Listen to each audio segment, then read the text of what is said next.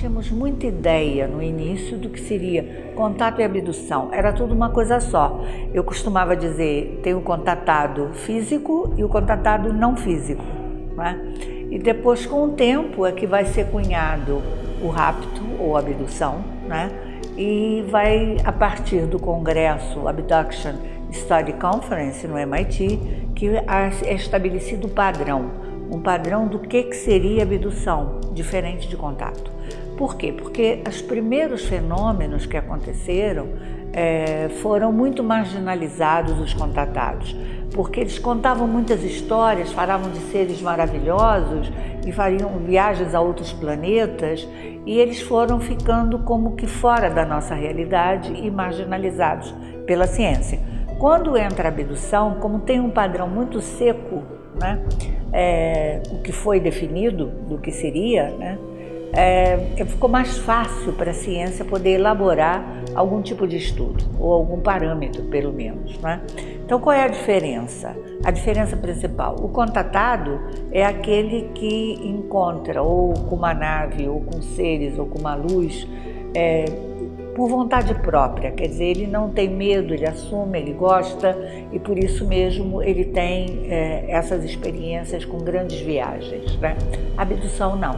A abdução é um padrão muito seco, né? A pessoa vê uma luz ou uma nave, tá? Ela tem que ser levada ou dormindo ou contra a vontade, tá? E não por espontânea vontade, como é o caso do contato, por um ser ou uma criatura que ela considera não humana, por um lugar que ela define como não do planeta, pode ser uma nave ou algum outro lugar, tá?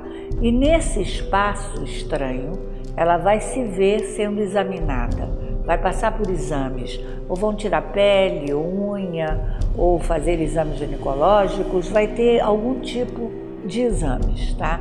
E no final, e muito pouco é falado, e muito pouco é dito.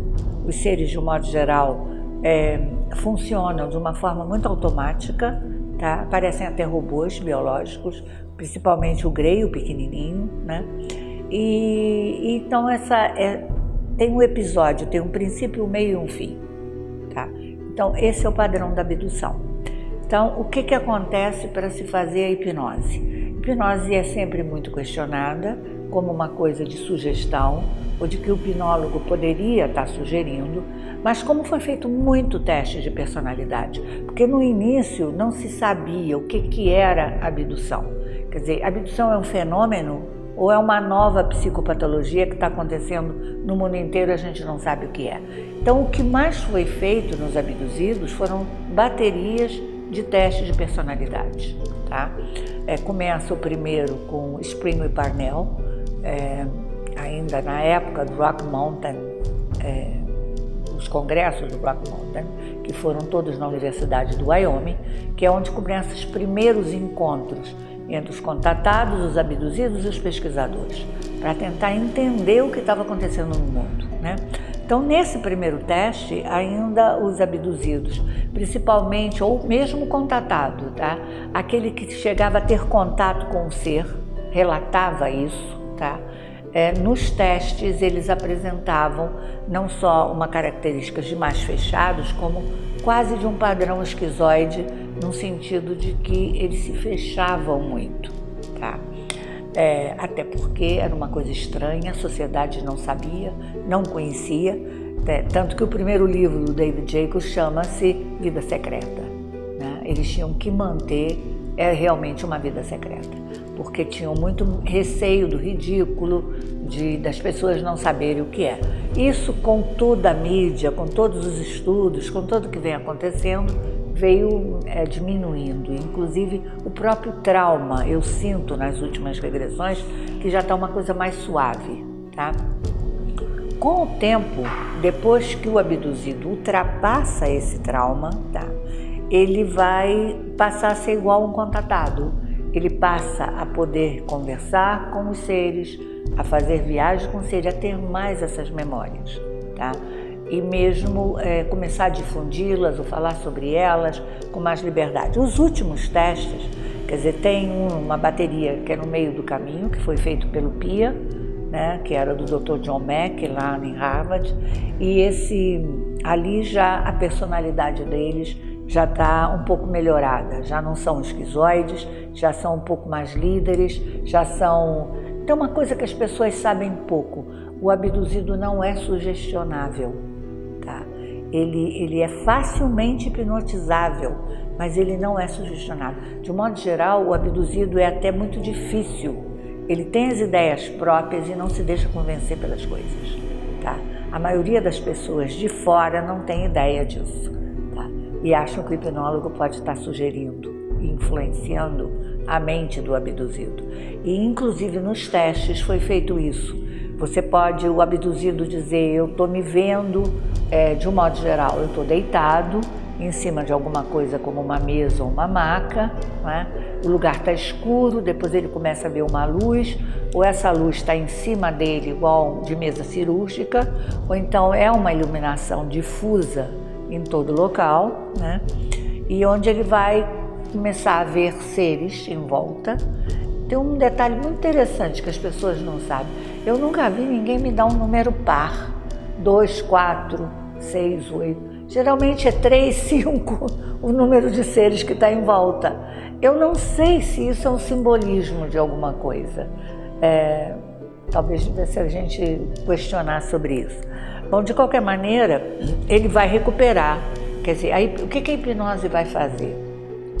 Como essa memória, tanto para mim, depois de 35 anos de pesquisa, não é?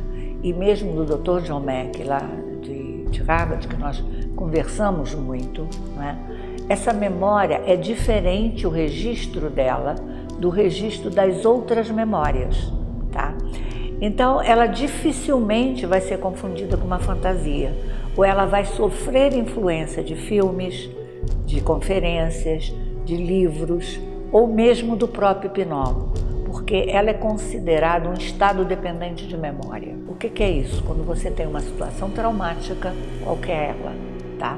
Ou mesmo qualquer coisa que mude de sopetão o seu estado de consciência, a memória daquele fato fica registrado naquele tipo de emoção, naquele estado. E só é recuperado quando você volta àquilo. E a memória da abdução é nesse sentido. Para mim, que fiz a pesquisa e consegui descobrir uma frequência mais alta nos abduzidos, que depois podemos falar isso com mais calma, né? Essa memória também estaria registrada numa frequência diferente, tá? E daí há menos possibilidade de contaminação. Tem até um exemplo, por exemplo, o abduzido está dizendo que ele está se vendo na sala deitado, que não tem ninguém em volta dele, tá?